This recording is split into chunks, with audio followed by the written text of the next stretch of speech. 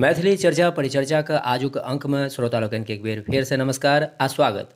आजुक अंक में हम छी आशुतोष कुमार झा, हमरा संग छथि नीतू झा।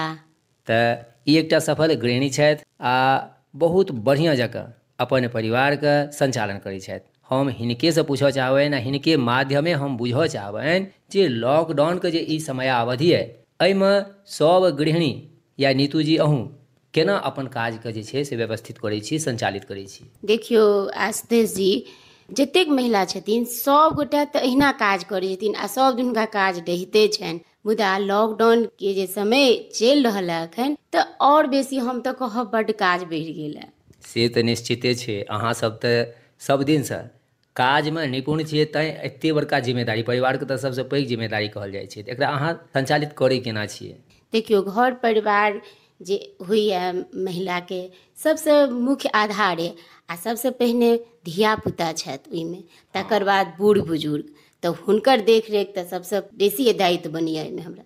बहुत नीक गप कहलियै हँ जे बच्चा और बूढ़ बुजुर्ग अपना सबके तऽ बार बार कहलो जाइए जे बूढ़ बुजुर्ग पर ध्यान विशेष रूपसँ देबऽ पड़ै छै, तऽ केना करै छी ई सब? एहि दुआरे कहऽ चाहै छी अहाँके जे 24 घंटाके जे समय होइए ओहिमे समयके हमरा निर्धारण पहिने करऽ पड़ैए जे एतबा काजके लेल एतबा समय निकालबाक अछि आ ओहिमे नीक जकाँ संचालित करी, तखने ने समय बचि जायत। आइयो काल्हियो खन देखलहुँ कतेक महिला सबके एकजुट, तऽ हम हुनका कहलियनि जे एकठाम बेसी गोटा नहि रहू, कियाकि अखन लॉकडाउन चलैए ने, तऽ सोशल डिस्टेंसके पालन अखन करबाक अछि। ई तऽ बहुत नीक गप अहाँ कहलियै। हम अहाँसँ पूछैयो इएह चाहैत रहौँ जे घर तऽ अहाँ सम्हारिते छी आ सङ्गे सङ्ग बाहरमे जे एखन चलि रहल छै जे समाजके जागरूक केनाइ, ओहि दिशामे अहाँ की कऽ रहल छी? किछु कऽ रहल छी कि नहि? हाँ, एकदम देखलहुँ मास्क जे बाजारमे भेटैए तऽ ओहिसँ नीक किया नहि घरेमे मास्क सब बहिन सबके कहलियनि, महिला सबके कहलियनि जे अहाँ कतऽसँ किनलहुँ, तऽ बाजारमे भेटै छै ने, तऽ हम कहलियनि नहि, यदि हुए तऽ अपनेसँ किया नहि घरमे बनायब, सबके प्रेरित केलियनि। एकदम नीके गप कहलियनि। आ बहुतो रास आदमी एहनो छथि जे किनैमे सक्षम नहि छथि, तऽ अपना सब हुनका बना कऽ तऽ दैयो सकै छियनि। हम तऽ देखने छी अहाँके घरमे बहुत रास रखलो है, यानी अहूँ बनबै छी? हाँ, हम तऽ बनबै छी, कियाकि ई बेसी स्वच्छ रहैए आ साफ सफाइसँ सभटा काज करै छी आ एखन संक्रमणके विशेष रूपसँ ध्यान रखबाक अइ आशुतोष जी, ताहि दुआरे आ दूटा पाइयो बचि जाइए। टोल मोहल्लामे अहाँ सब जे एखन किछु किछु काज सब कऽ रहल छी, ओहिमे अहाँ सब केना ओकरा संचालन कऽ रहल छी? टोल मोहल्ला सबमे जे जागरूक नहि छथि हुनका जागरूक करबाक प्रयास करै छनि जे हे एखन जे लॉकडाउनके समय चलि रहल है तऽ एहिमे बड्ड ओरिया कऽ रहबाक अछि, किएक तऽ देखू ने समय केहन हैत, ताहिमे पाइ जतेक बचा सकी ततेक बचाउ। ओहिमे यदि मास्क बना रहल छी आ खेनाइए बनबै छी तऽ खेनाइयोमे हम कहि सकै छी जे अपनासभ स्वच्छताके ध्यान रखैत खेनाइ बनाबी आ हाथ हरदम साफ राखब, तऽ ओहिसँ बड्ड बेसी लाभ हैत स्वास्थ्यके लेल। ई अहाँ बड़ नीक गप कहलियै जे मने पाइके अहाँ दुरुपयोग नहि कहै छियै करै लेल, जे ओ जे दूटा पाइ ओहिठाम खर्च करब तऽ अपने किया नहि बना लेब? ई पाइ आनो समयमे एखन काज आबि सकैए ने? छैहे। आ कतेक महिला सबके देखै छियनि जे लुरि व्यवहारके चीज बड्ड अबै छनि। ओनाहियो नारी जे छथि हुनकर तऽ अहाँ देखते छियनि जे अलग अलग जिम्मेदारी ओ वहन करै छथि, आ तैयो ओकरा पूरो करबाक क्षमता हुनकेमे छनि।